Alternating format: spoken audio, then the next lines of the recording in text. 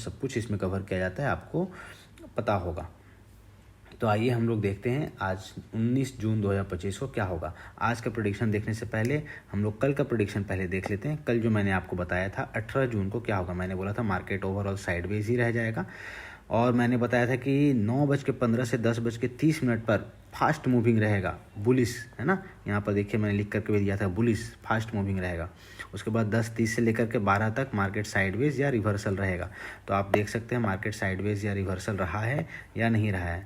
ठीक है, चलिए आइए हम लोग चार्ट पर सब कुछ देखेंगे, उसके बाद बुलिश। बाकी के प्रेडिक्शन आप जा कर के खुद से चेक करेंगे, मैं आपको थोड़ा चेक करवा देता हूँ। ये रहा अपना कैंडल 9:15 का, 18 जून 9:15 में आप देख सकते हैं मार्केट ने क्या लंबा कैंडल बनाया, एकदम हरा हरा मिजाज एकदम हरा कर दिया।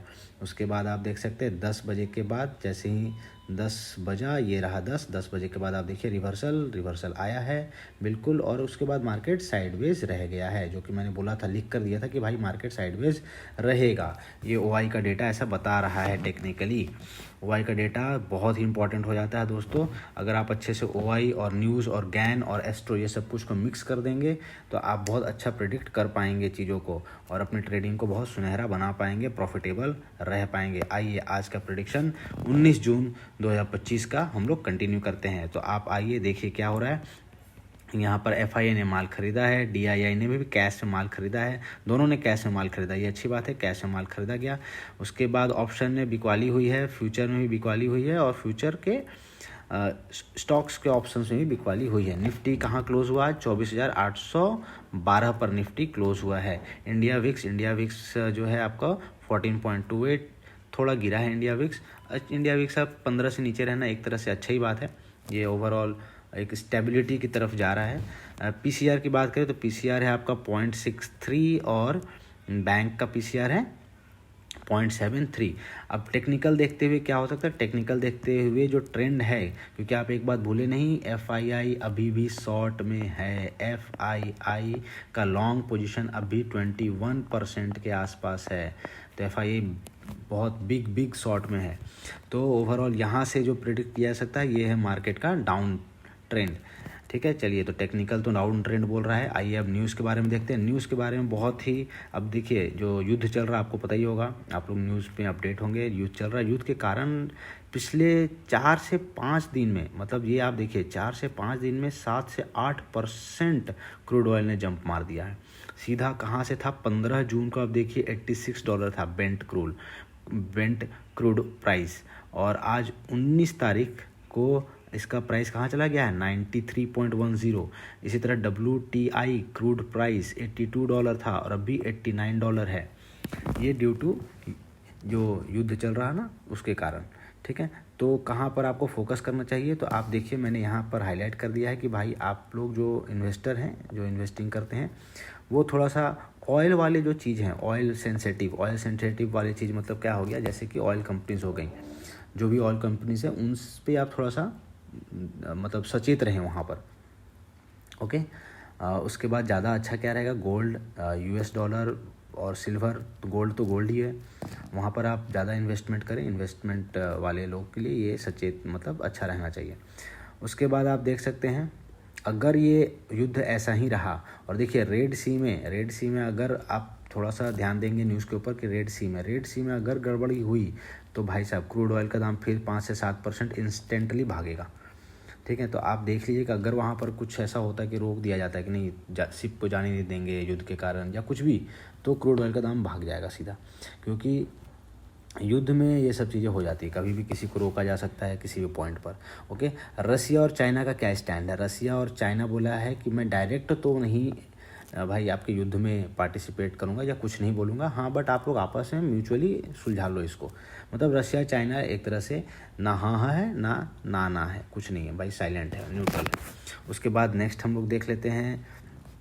अच्छा, एक और न्यूज़ है, न्यूज़ में एक और बात आपको इम्पोर्टेंट है। देखिए फिनटेक जो स्टॉक्स हैं, फिनटेक स्टॉक्स जैसे पेटीएम, बजाज, एसबीआई कार्ड्स, ये सारे आरबीआई जो है ना, इस पर कुछ स्क्रूटनी कर सकता है।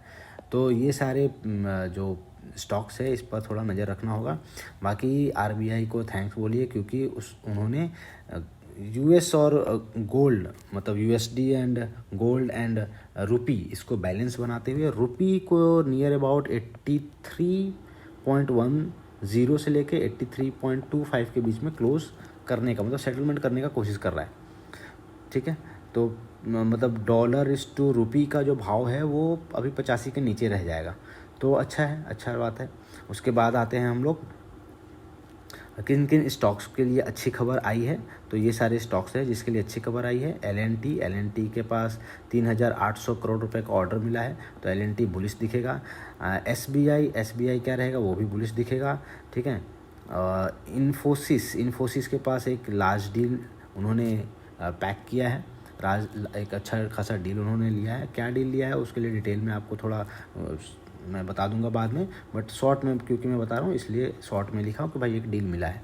ठीक है, तो ठीक है, थोड़ा बहुत पॉजिटिव सेंटीमेंट रहेगा इसका भी। और एच.डी.एफ.सी. बैंक के ऊपर आपको थोड़ा देखना होगा कि ये किधर की तरफ मूवमेंट देने को रेडी है, ऊपर की तरफ या नीचे की तरफ। बाकी ये तीन तो बुलिश मोड में है, जिसमें से खास करके एल.एन.टी और एस.बी.आई बुलिश मोड में दिख रहा है। आइए उसके बाद हम लोग देखते हैं कि क्या लेवल्स पे हमें ध्यान देना है। लेवल्स जो है सपोर्ट, निफ्टी का सपोर्ट है 23,620 से लेके 23,550। रेसिस्टेंस क्या है इसका 23,820 से लेके 23,900। ठीक है, तो ये रेंज बाउंड रहेगा somewhere in between this. Okay, bank Nifty देखा जाए तो 51,050, 50,800 इसका सपोर्ट है। रेसिस्टेंस क्या है इसके 51,550, 51,700 बुलिश मोड में दिख रहा है। इंडिया विक्स जो आप देखिए इसका रेंज बाउंड कहाँ से कहाँ तक रहेगा, सपोर्ट है 12.45 से लेकर, रेसिस्टेंस इसका 13.60 के आसपास वोलेटाइल।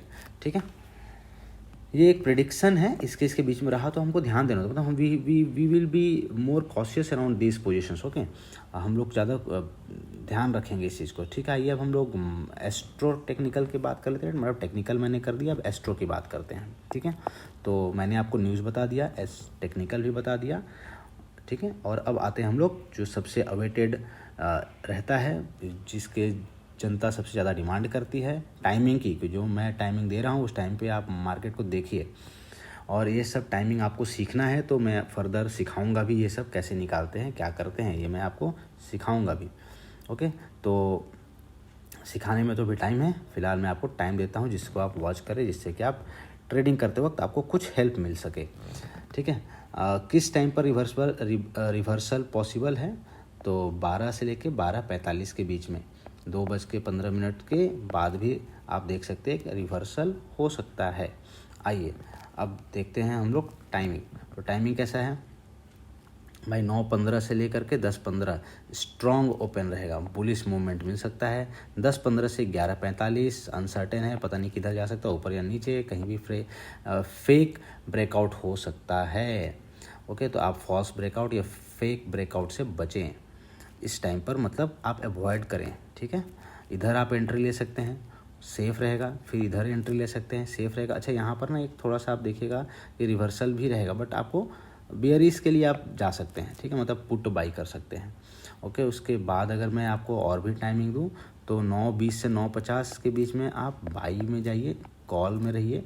ठीक है, 11:30 से लेकर के 12:30 के बीच में आप पुट की तरफ रह सकते हैं, और 2:15 से 3:25 की तरफ फिर से आप कॉल के साइड आ सकते हैं।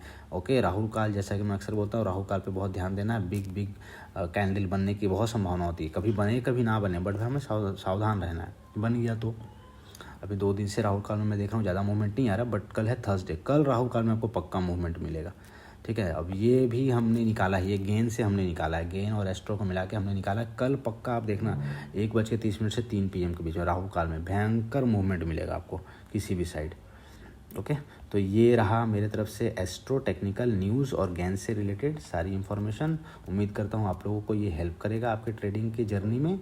ट्रेडिंग मैं फिर से बता दूँ, ट्रेडिंग आपको खुद से करना है। I am not SEBI registered. Okay, मैं सेबी रजिस्टर्ड नहीं हूँ, I am not SEBI registered, मैं लिख देता हूँ, not SEBI, SEBI, SEBI registered, मैं सेबी रजिस्टर्ड नहीं हूँ भाई। आप अपने बुद्धि विवेक से काम करें। चलिए, माँ भगवती का कृपा आप पे बना रहे और आपका दिन मंगलमय हो, मैं ये कामना करूँगा। धन्यवाद।